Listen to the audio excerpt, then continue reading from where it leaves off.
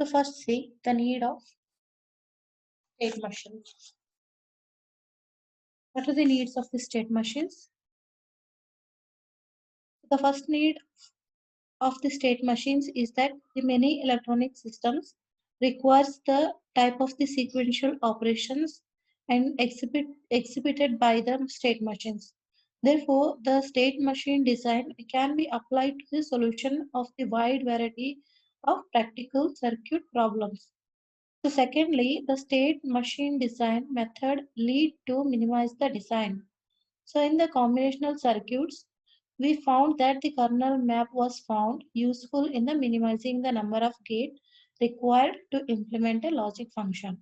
Although the importance of this tool has perhaps the diminished as the result of availability of the MUX, PLS and ROMs and also decoders at extra, and it remains a significant method in the combinational design.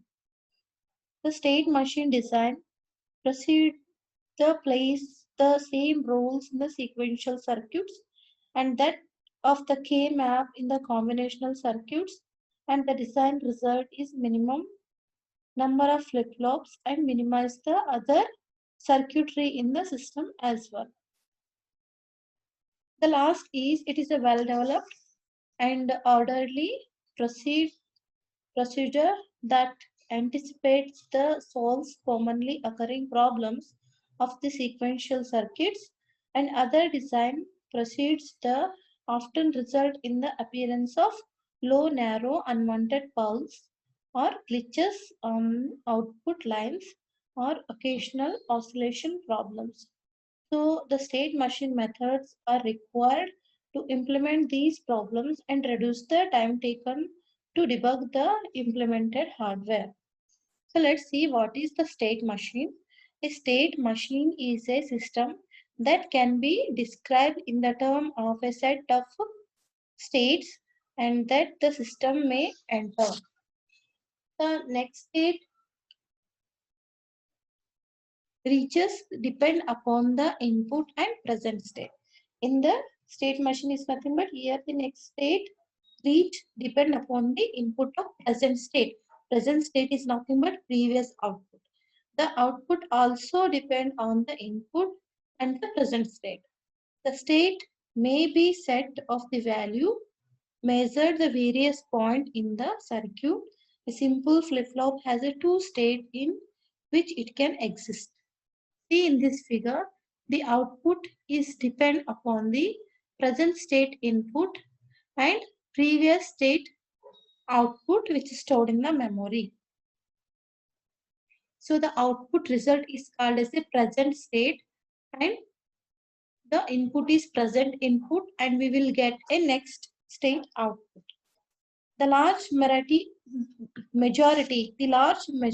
of practical state machines used logged flip-flop as the storage element. The code that define each state then correspond directly to the code contained by the flip-flops. The general model of sequential machine is shown in figure C. This figure is a general model of the sequential machine. The model is also called as a Millet machine after the man who first proposed the model. The input formal logic and the output formal logic section made up of the combinational logic circuit. Here the input and output formal logic section is made up of the combinational logic circuits, and the memory sections contains the state of the system. This is the memory here indicated in a rectangular box. This contains the state of the system. The slight variety of Millet machine is the Moore machine, which use only the memory to derive the output forming logic, and in this case the output is a function of only the state of the system. When the variable is a clock driven, it considered a synchronous variable. If the machine changes the state in the response to the clock, all the inputs are asynchronous.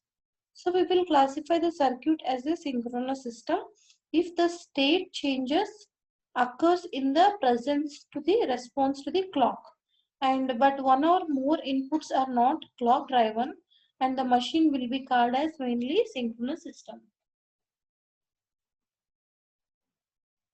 If the state changes are input driven rather than a clock driven, then that system is called as a asynchronous one. So this is the basic concept for the introduction about the state machine. So let's see what is the excitation table. So first we will see the excitation table, how it will form and how it will different from the truth table. We will see from the example of delay and JK flip-flop.